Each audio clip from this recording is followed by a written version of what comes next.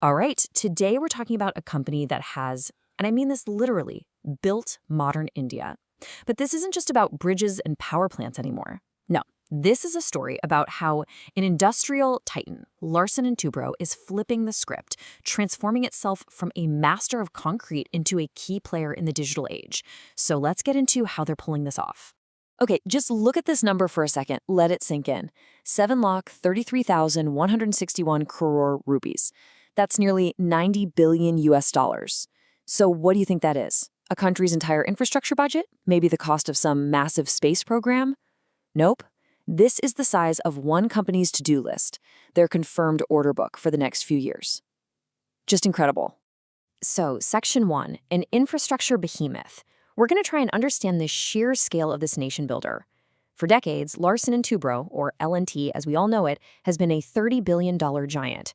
Its name is basically synonymous with the engineering and construction that underpins India's growth. If you've driven on a major highway or used electricity in India, chances are you've come across their work. See, for decades, if you thought of L&T, you thought of these massive, asset-heavy projects, right? Roads, power plants, factories, the works. Now, don't get me wrong, this is the stuff that builds nations. It's absolutely crucial. But, and this is a big but, it comes with some serious challenges. Being asset-heavy means you're stuck in these long, slow cash cycles, and you're super vulnerable to the economy's every whim. Which brings us to Section 2, the Lakshya 2026 pivot.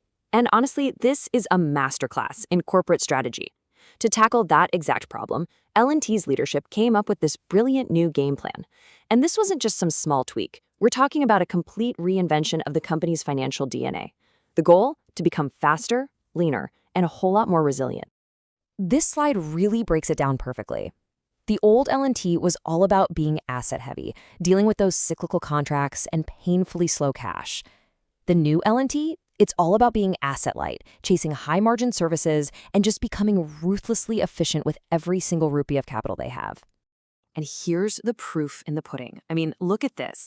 This chart shows a crazy drop in a really important metric, net working capital. They slashed it from 12.7% of sales all the way down to 8.2%. That is a huge deal.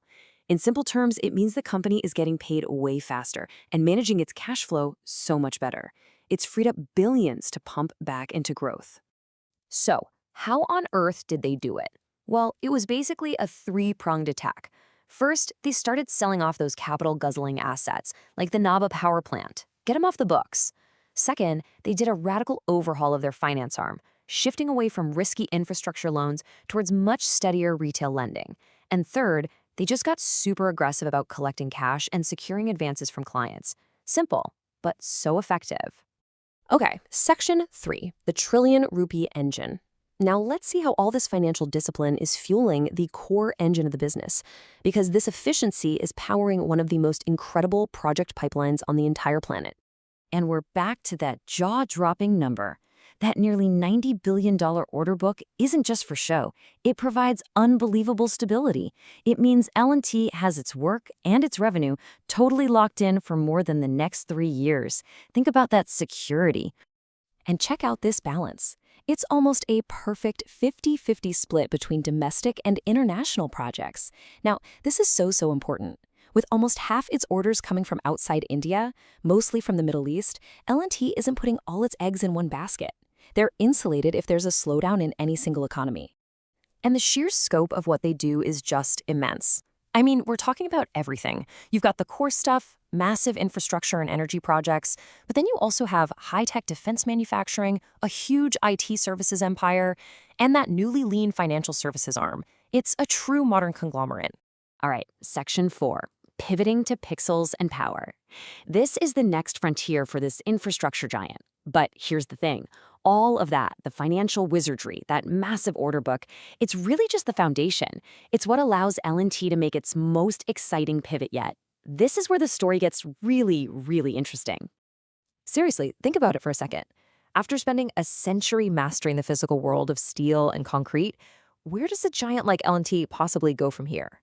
This. It builds the very foundation for artificial intelligence. The next great frontier for L&T isn't a highway or a power plant. It's building the humming, power-hungry heart of the AI revolution itself. And the how is what's really key. They've inked a landmark deal, a joint venture with the biggest name in the game, NVIDIA. But here's the brilliant part. They're not making the chips. They're building the massive, complex, power-intensive factories, the data centers, that all those AI chips need to live in. They are literally constructing the physical backbone for AI. And this isn't just about putting up a few warehouses for servers.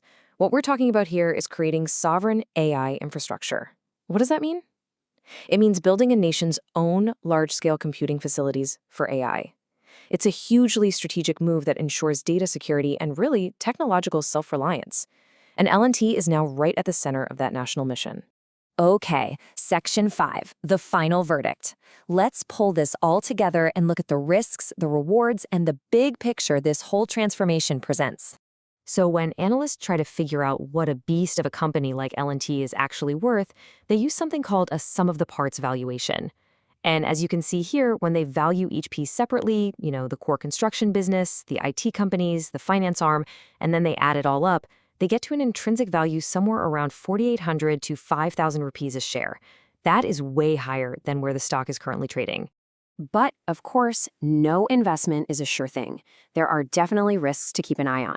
Geopolitical tensions in the Middle East, that's a big one, especially when almost half your orders are from there. Back home, there's a serious labor shortage. We're talking a deficit of like 400,000 workers.